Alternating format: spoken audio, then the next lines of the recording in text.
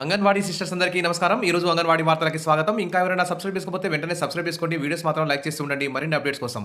ఇక వివరాలకెళ్తే ఆన్‌లైన్ సేవలతో అంగన్వాడీల పరేషాన్. 2018 నుంచి మొబైల్ సేవలైతే అమలవుతున్నాయి. మరి సమయమంతా ఆన్‌లైన్ అప్డేటేషన్‌కే సరిపోతుంది. ఇక అంగన్వాడీ కేంద్రాలపై మరి ప్రీ స్కూల్‌పై దృష్టి పెట్టలేనిటువంటి పరిస్థితి ఏర్పడుతుంది. ఇక పెరిగిన ఒత్తిడితో అనారోగ్య సమస్యలు మొదలవుతున్నాయి.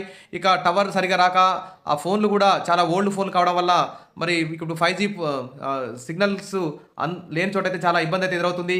ఇక పెరిగిన ఒత్తిడితో అనారోగ్య సమస్యల పాలవుతున్నారు. ఇక ఆన్‌లైన్ అవస్థలు తీర్చాలని సర్కార్ కూడా ఎన్నో సార్లు అయితే అంగన్వాడీ టీచర్లు అయితే వేడుకుంటున్నారు.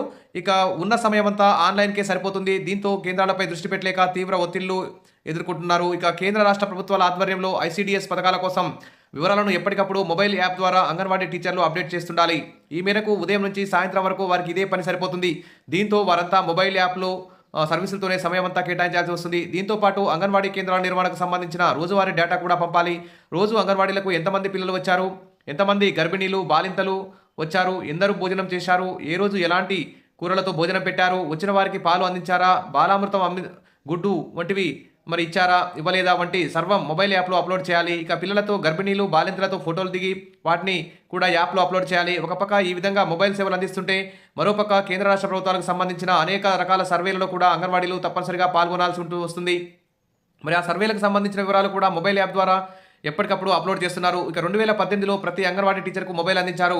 అవి అప్పటి అవసరాలకు సరిపోయాయి. ఇప్పుడు 5G ఫోన్లు వస్తున్నాయి. కాబట్టి ఆ పాత మొబైల్ ఫోన్లు అయితే సిగ్నల్ అందక నెట్ రాక మొరాయిస్తున్నాయి. రోజు రోజుకు పెరుగుతున్న సేవల నేపథ్యంలో పాత మొబైల్లు సరిగా పనిచేయడం లేదు. కాబట్టి వెంటనే కొత్త మొబైల్స్ కూడా అంగన్వాడీ టీచర్లకు అందించాలి, ట్యాబ్లు అందించాలి.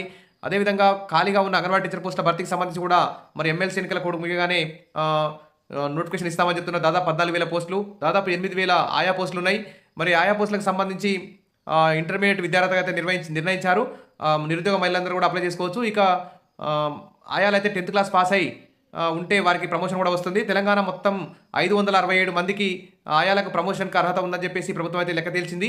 ఇంకా ఎవరైనా ఓపెన్ 10th, ఓపెన్ ఇంటర్ రాసి ఉంటే వారు కూడా మీ ఐసీడీఎస్ ఆఫీస్లో కలిసి ప్రమోషన్ కోసం ఆయాలందరూ కూడా ట్రై చేసుకోండి. Wish all the best. మరిన్ని అప్డేట్స్ కోసం మన ఛానల్ని ఫాలో అవుతుండండి. వీడియోస్ అయితే లైక్ చేస్తూ ఉండండి. మరి ఈ ఆన్లైన్ సేవలన్నింటినీ ఒకే యాప్ లాగా మార్చి ఈ ఆన్లైన్ భారాన్ని అంగన్వాడీల మీద తగ్గించాలని చెప్పేసి అంగన్వాడీ యూనియన్లు, టీచర్లు, ఆయాలందరూ కూడా కోరుకుంటున్నారు. మరి ప్రభుత్వం ఆ దిశగా చర్యలు తీసుకోవాలని ఆశిద్దాం. Thank you.